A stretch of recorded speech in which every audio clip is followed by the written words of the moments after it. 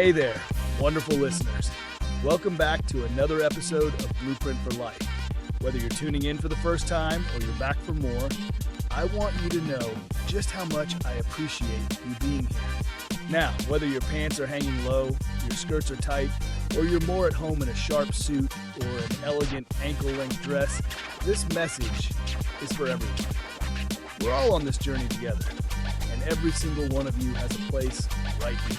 I'm excited to relaunch our series with one clear purpose: to share truths unapologetically, but with a heart full of grace. Here we keep it real. We chat about life's ups and downs without judgment and always with open arms. So grab a comfy seat, take a deep breath, and let's dive in. There's a unique path laid out for each of us, and together we can explore the boundless possibilities that lie ahead. Thanks for joining me on this journey. Let's get started. Sometimes it's necessary to start over, to refresh, to take a step back, take stock of what you've been doing, and to try to get an understanding of whether or not things are working the way you want them to. Really just to get a better understanding of what you're doing. The last time you saw me, in between that time, that's what I had to do. I got sick. It's crazy. But I guess that's what happens when you have a daughter in daycare. They come home with all kinds of crazy stuff. If your immune system ain't up to par, you find out real quick. And that's what happened. I had to take a step back and reassess some things, whether or not what I was doing was effective. I wanted to revamp a few things. So I took some time off, reassessed, and now I'm trying to get back at it again. And my prayer is that you go with me, and let's see where this thing takes us. So the last few weeks have been a little tough. I got over the illness, and we had a lot of things going on in the news, in the media, in society in general.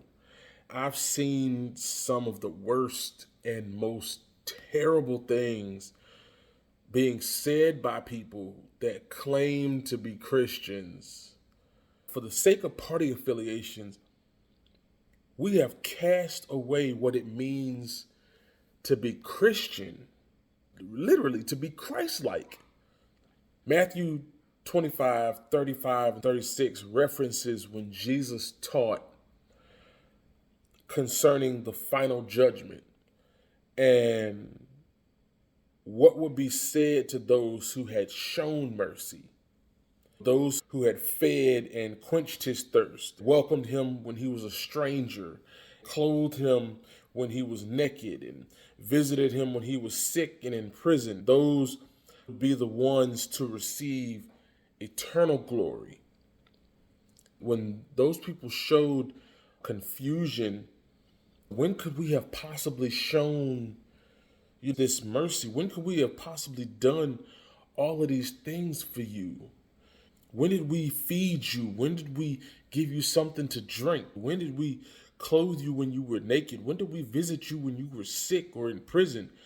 And his response is, when you did those things for the least of these brothers or sisters of mine, you did them for me. But now we're living in a time when political party has become more important than our obligations to God. When did that happen? When did it become more important to be Republican or Democrat or independent than it became about being Christian? When did that become a thing? I thought it was supposed to be God over everything, not I'm a Republican and these are my important points, and oh, by the way, I'm a Christian. Nah, man. It was supposed to be faith first. And then we might be able to talk about my political affiliations.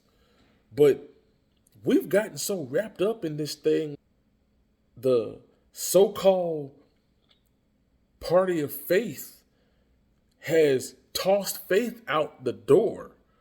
And we just around here throwing weight around as if we just gonna make you do what we want you to do. Not even pretending. I mean, literally, the Republican Party isn't even pretending anymore. They are the party of Christian values. Like, come on now. Your top guy isn't even pretending as if he's a Christian. He doesn't stand for anything Christ-like. The guy's a documented liar. Been married 3 times because of infidelity. When did it become more about political leaning than our faith? And even the Democratic Party, seriously, it's not about political party. It's supposed to be about God, period. But everybody gets up in arms about what political party you belong to. And then, after all of that insanity, we had an evangelist by the name of Donnie Swaggart, who attempted to rebuke the black church because Bishop J. Andrew Sheard, the presiding bishop and chief apostle of the Church of God in Christ Incorporated, endorsed Kamala Harris for president. If you have to preface a statement with some variation of, I'm probably going to be called a racist, you should most likely stop right there. If you have to preface any statement that you're about to make with, I'm probably going to be called a racist, you should probably stop right there. Because anything that follows after that particular statement is gonna be racist. If you've got to warn people that you're about to be racist, stop. Especially if what you're about to say is going to go out in front of a lot of people. Stop. For your sake, for mine, for everybody's, you're about to make a big mistake. And it's not going to be pretty. And it's going to get you and a lot of other people tied up in some foolishness. It's not going to be worth it. But then to make matters worse, he chose to make this particular misguided and very racist statement from the pulpit of the Family Worship Center Church in Baton Rouge, Louisiana. His daddy, the infamous Jimmy Swaggart, remains the senior pastor. You might remember Jimmy from his time in the spotlight in the late 80s and early 90s, when he was a prominent televangelist, but is, at least to me and those people like me, is more memorable because he was caught in an affair with a prostitute in New Orleans and was defrocked by the Assemblies of God. And then 3 years later, was pulled over while driving in California with a prostitute in an unregistered vehicle on the wrong side of the street. And he's still pastoring this church where dear old Donnie decided to rebuke the black church because Bishop Sheard endorsed Kamala Harris. Now let me be very clear. Even with Bishop Sheard endorsing Kamala Harris, he wasn't endorsing her for pastor.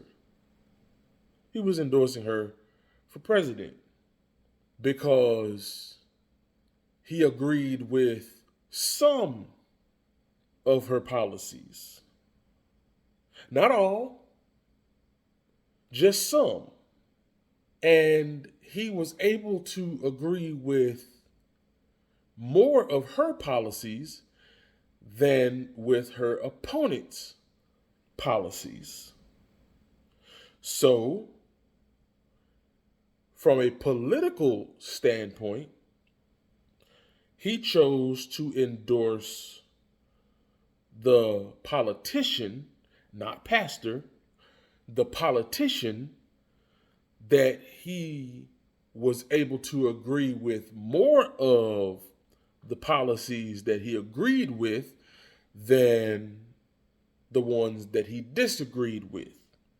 It's kind of a situation where if I agree with more of what this person on my right does than this person on my left does, then I'll side with this person on my right.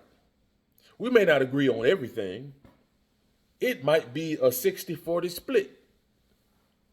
But I have more in common with the person on my right than on my left. When he looked at the things Kamala Harris stood for versus what Donald Trump stood for, he decided he could agree with more of what Kamala Harris stood for. Even though he did not agree with everything Kamala Harris stood for, it was easier to stomach what Kamala stood for than what Donald Trump stood for. Even to this day, as a Christian, no, I do not agree with abortion at all. I don't believe that a child should have its life taken in the womb. But I also believe that when you get here, you should have quality life when you're alive too. I believe that our children should be able to go to school and be able to do so safely. I believe that common sense gun laws should be enacted. I am a veteran, served in the United States Air Force. Terribly. I'm not some lunatic gun nut who believes that the government is out to take away my right to bear arms, because I have also read the Second Amendment. And I am very much aware that the states have a right to have a well-regulated militia. So if you really want to get down and dirty with it, maybe we should have our states establish a well-regulated militia. I'll join, just to make sure we do it right. But when did being a Democrat or a Republican supersede being a Christian? Y'all, we got to do better than this. There's something seriously wrong with Western Christianity. We need to take a real serious look at the difference between Western Christianity and Eastern Christianity. Because it seems like the way we do it here in the West, we satisfied with being Christians so long as Jesus don't get involved. And that's pitiful. Because how can you be a Christian without the central part of the faith? Doesn't make sense to me. We need to get back to basics. Otherwise, the blueprint is not going to. Without Jesus, what is the point? I think that's part of the reason why so many people, especially in the United States, so many people don't take Christians seriously. Because you running around out here talking about all of these things like Jesus, Jesus, Jesus, Jesus, Jesus, I'm a Christian. But they don't see the fruit. There's no evidence of the fruit. Why? Because you a Christian without Jesus. How can you be a Christian without Jesus? It's impossible. It's time out. Families need to get back together. If you call yourself a Christian, stop being out here backbiting, talking about one another. Be who you say you are. Stop being overly judgmental. Stop being so dramatic. It's time for us to express the love of Christ instead of trying to express the judgment of Christ. Let Christ judge for himself. We're so busy trying to judge everybody that by the time it comes for the judgment of the lamb and the goat, ain't gonna be nobody left to judge. Let Jesus judge for himself. Let him judge for himself. Leave it up to him. How about we show some love to each other? Christ said that the greatest commandment was to love one another. Show some love. Blueprint for Life.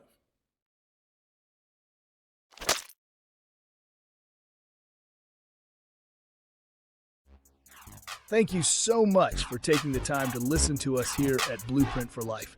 It is truly an honor to have spent this time with you. Here at Blueprint, it doesn't matter what stage of life you're in, whether you've been in church all your life or if you've never been before. We believe that God has a unique plan for everyone, and that by faith and through prayerful submission to Jesus Christ, all of us can have the life He designed, especially for us. Check us out on our website at www.blueprintforlifepodcast.com or on our socials on Facebook, Instagram, X, and TikTok. Please like, share, and follow to stay up to date on the latest news and upcoming info as we continue to share our insights on the Blueprint for Life.